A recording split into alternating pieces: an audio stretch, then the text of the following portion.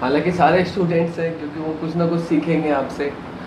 तो आप उनको कुछ मैसेज दीजिए, अभी का जो माहौल है मीडिया का और ये सब का, तो इस माहौल में स्टूडेंट्स का क्या क्वालिटीज़ होना चाहिए, उनको क्या क्या चीज़, डूज़ एंड डोंट्स, कुछ अगर आप हिंट दे दे तो उनके लिए बेहतर रहेगा। क्योंकि आजकल उनको इस तरह का गाइडेंस नहीं मिलता है। जैसे अगर कोई यूट्यूब में टीचर भी पढ़ा रहे हैं तो वो भी मजाक कर रहे हैं, मतलब अलग तरीके से। उनको ये समझाने वाला कोई नहीं है कि आपको क्या चीज़ करना चाहिए, क्या चीज़ का क्या लिमिट है और क्या नहीं करना चाहिए। तो अगर आप उनको कुछ मैसेज दे देंगे तो मतलब अच्छा रहता है स्टूडेंट्स के लिए। आप क्या कहना चाहेंगे? देखिए, आज के बच्चे, और हम भी बच्चे ही हैं आज के डेट तो बच्चों को हम बच्चा नहीं मानते हैं, सभी बच्चों को हम अपना गुरु मानते हैं। यदि उस बच्चे को हम गुरु नहीं मानते तो अभी तक हम टीचर नहीं रहते।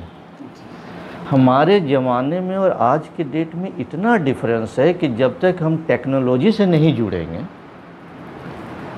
तब तक हम कुछ नहीं कर पाएंगे, पढ़ा भी नहीं पाएंगे। और टेक्नोलॉजी हमारे ज़माने में था नहीं, तो टेक्नोलॉजी के गुरु हमारे बच्चे ही इवन मोबाइल चलाना भी हम उन्हीं से सीखते हैं, कंप्यूटर चलाना भी उन्हीं से सीखते हैं।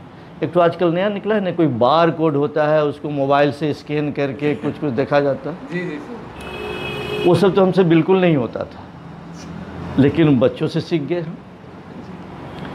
और तो बच्चों को हम गुरु ही मानते हैं और बच्चों की पूजा ही करते हैं, और हम अपना नसीब मानते हैं। कोई बच्चा आज मेरे पास पढ़ने आता है तो हम सोचते चलो मेरा भाग्य है जो ये बच्चा हमसे कुछ सीखने आया है, या हमको ईश्वर उससे कुछ सीखने का मौका दिया है। और मेरा यही अनुभव है कि हम किसी बच्चे को कुछ नहीं बना सकते हैं। वो बच्चा गॉड गिफ्टेड है, सभी बच्चा चाहे वो पढ़ने में कितना भी कमज़ोर क्यों नहीं हो, उसके अंदर गजब का टैलेंट है। उस टैलेंट को हम खोजने का कोशिश करते हैं कि ये किस फील्ड में मतलब आगे कर सकता है। यदि वो केमिस्ट्री का फॉर्मूला नहीं याद कर सकता है, केमिस्ट्री में वो 0 नंबर लाता है, इसका मतलब नहीं जो बेवकूफ़ स्टूडेंट है, वो किसी न किसी चीज़ में मास्टरी है।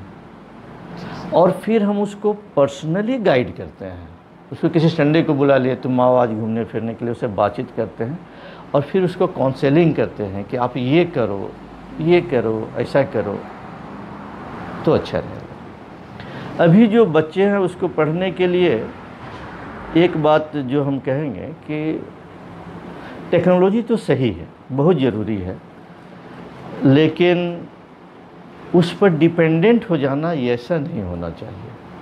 क्योंकि टेक्नोलॉजी में ऐसा आकर्षण है कि वो सबको खींचता है। हम ही कभी कभी यदि मोबाइल चलाने लगते हैं तो लगता है कि 2-3 घंटा बीत गया। ऐसा मेरे साथ भी हुआ है। तो उसको हम कंट्रोल किए नहीं, ये थोड़ा सा गड़बड़ चल रहा है, ये समय का सदुपयोग नहीं हो रहा है।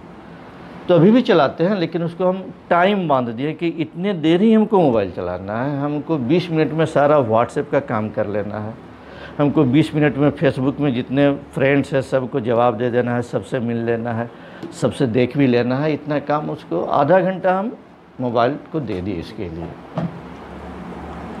हालांकि उसके अलावा पढ़ने का काम मोबाइल से करते हैं। ये जितना बुरा है उतना अच्छा भी है।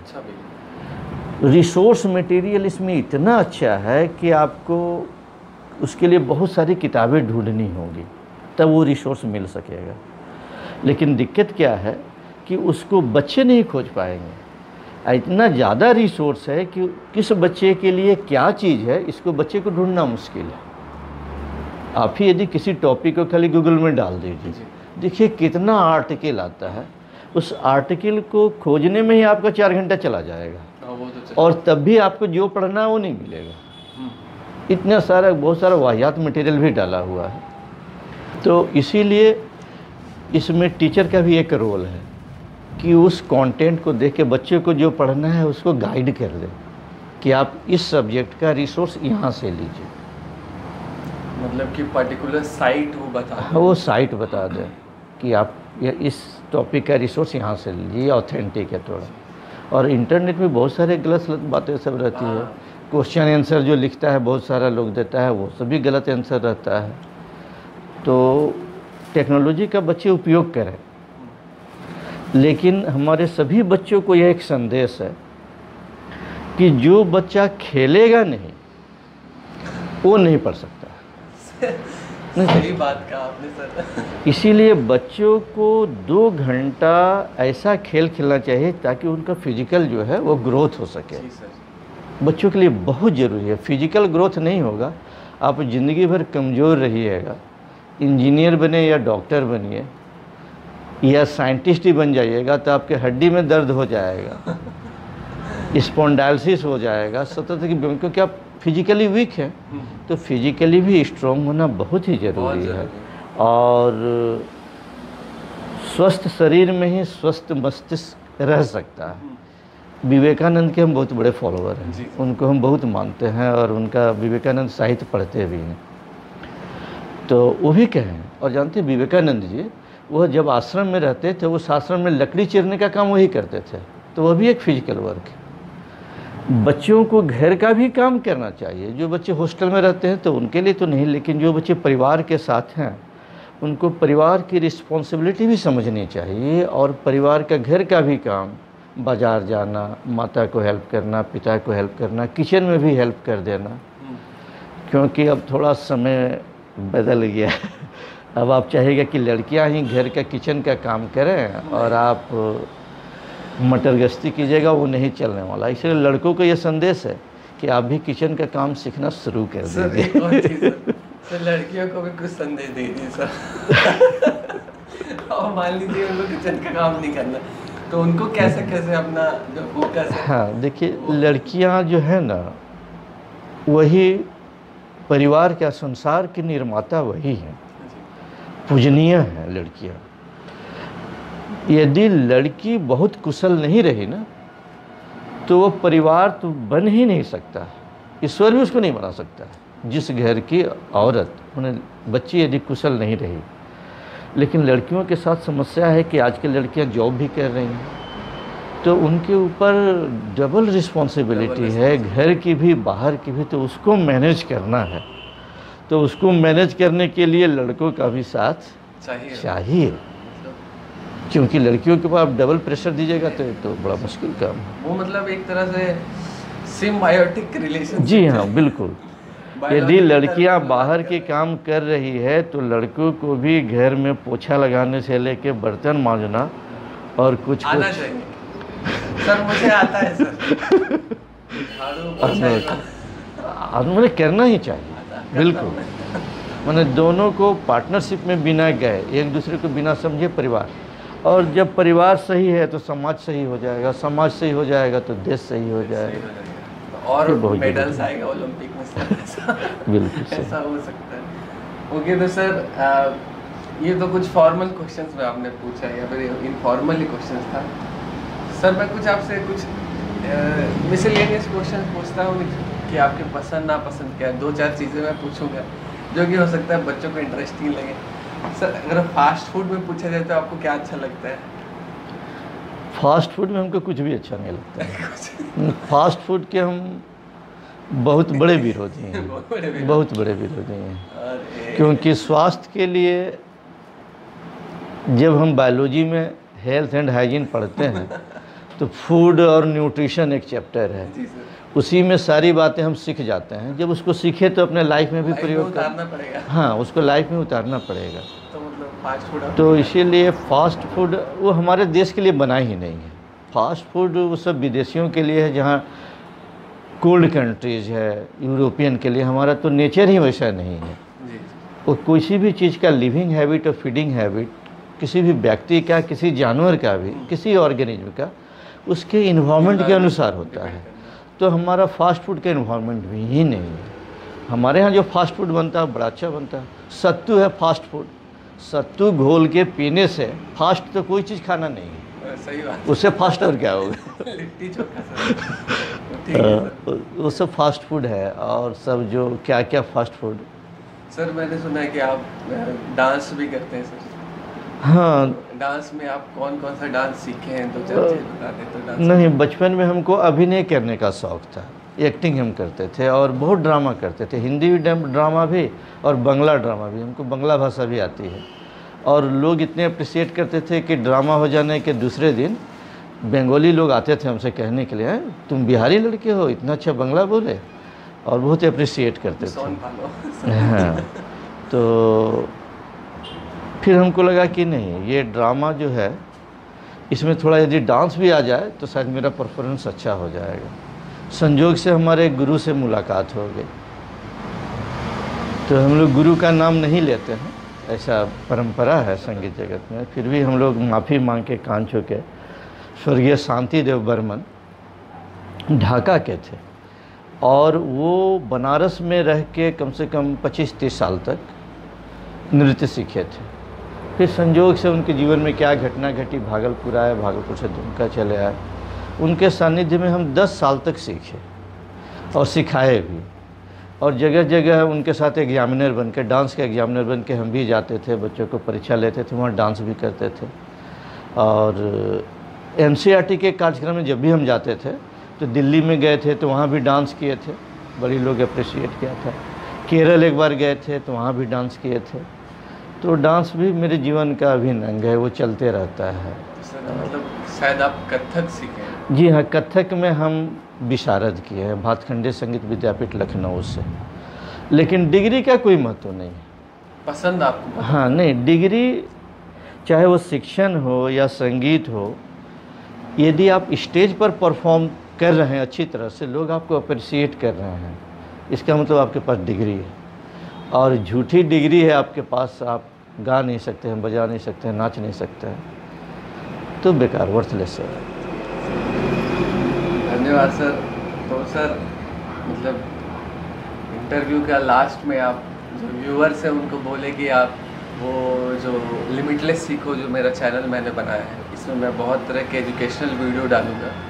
एकेडमिक्स में अगर देखा जाए तो मैं बायोलॉजी से सेक्शन से ज़्यादा वीडियोस डालूंगा, सेल्फ हेल्प के कुछ वीडियोस डालूंगा और ऐसे ही इंटरैक्टिव इंटरव्यूज़ को भी डालने वाला हूँ। तो सर जो व्यूअर्स हैं उनको आप कहें कि वो चैनल को सब्सक्राइब करें और थोड़ा सपोर्ट करें इस चैनल को। अगर मतलब उनको कंटेंट अच्छा लगे तो शेयर भी कर सकते हैं। तो देखिए, यूट्यूब पर इतने सारे चैनल हैं कि कहना बताए कि बच्चे क्या देखें क्या ना देखें। तो हमारी शुभकामना है आपके साथ कि आप बायोलॉजी का बनाइए, यूट्यूब के लिए वीडियो सब अच्छा बनाइए। हमारी मदद की आवश्यकता होगी तो हम भी उसमें मदद करेंगे, और यह आपको मदद करेंगे किस प्रकार आप ऑनलाइन भी प्रैक्टिकल दिखाते हुए बच्चे को कैसे कैसे पढ़ा सकते हैं। बोर्ड पर थ्योरी लिख देना और आप यह चाहेंगे कि बच्चे हम जो बोले, जो लेक्चर दिए बच्चे के दिमाग में घुस जाए और बच्चा साइंटिस्ट बन जाए, ये नहीं होने जाने, ये बेकार की बात है। क्योंकि आप जो बोर्ड पे लिखिएगा वो भर पड़ा है, विकिपीडिया से लेके और जर्नल तक भरा हुआ है। तो आप अपने बायो के टीचिंग में ऐसा चीज़ डालिए कि वह प्रैक्टिकली हो, आप उसको दिखा सकें, ऑनलाइन ही दिखा सकें, और उसको तब बच्चे अच्छी तरह से सीख पाएंगे। ये बात आप ज़रूर कीजिएगा।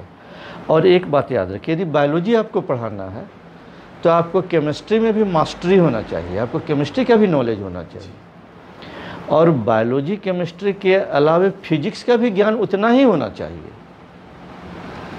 और यदि फिजिक्स केमिस्ट्री बायोलॉजी का ज्ञान होगा तो आपको थोड़ा सा मैथमेटिक्स का कॉन्सेप्ट भी होना चाहिए। आप बायोलॉजी का किसी भी चैप्टर को हमको आप दीजिएगा तो उसको केमिस्ट्री, बायोलॉजी, मैथमेटिक्स, ज्योग्राफी से सब को हम लिंक कर सकते हैं, सब लिंक हो जाएगा, सब लिंक है एक दूसरे से। बस हम लोग को उसमें एक शार्प बाउंड्री बना देना है कि सब जो जुड़ा हुआ है सिलेबस के अनुसार, और हमारा जो ऑब्जेक्टिव है पढ़ने का उसको किसके अनुसार हम उसको कितना दें, बट उसको लिंक्ड भी कर दें कि ये इससे एसोसिएटेड है, ये इससे एसोसिएटेड है। एक ही चैप्टर आप पढ़ाइएगा, इलेक्ट्रोलाइसिस पढ़ा रहे हैं तो इलेक्ट्रोलाइसिस आपको फिजिक्स में भी जुड़ा हुआ है, एटॉमिक स्ट्रक्चर से भी जुड़ा हुआ है, मेटलर्जी से भी जुड़ा हुआ है, वह आपको ऑर्गेनिक इनऑर्गेनिक से भी जुड़ा हुआ है।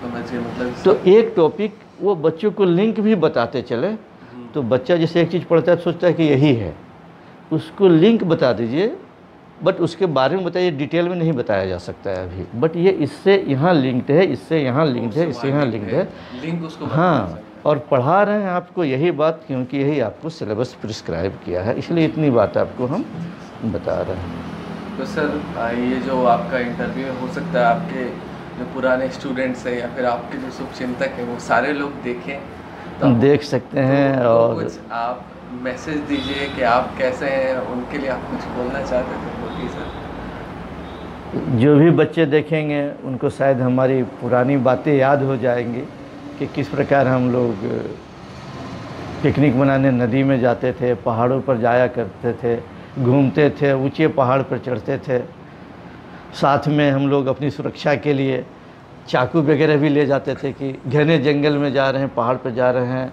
तो हो सकता है कोई जंगली जानवर या बड़ा सांप ही आ जाए तो कैसे बचेंगे, इंसेक्ट सब बॉडी के अंदर नहीं चले जाए तो कैसे, मतलब पैंट को मोड़ के मोजा के अंदर घुसा लेते थे, फिर जूता पहन के जाते थे, ये सारी बातें भी बताते थे कि जब हम लोग जंगल में जाएंगे तो इंसेक्ट बाइट का भी बहुत ज़्यादा चांसेज रहता है, तो उस समय कैसे बचेंगे।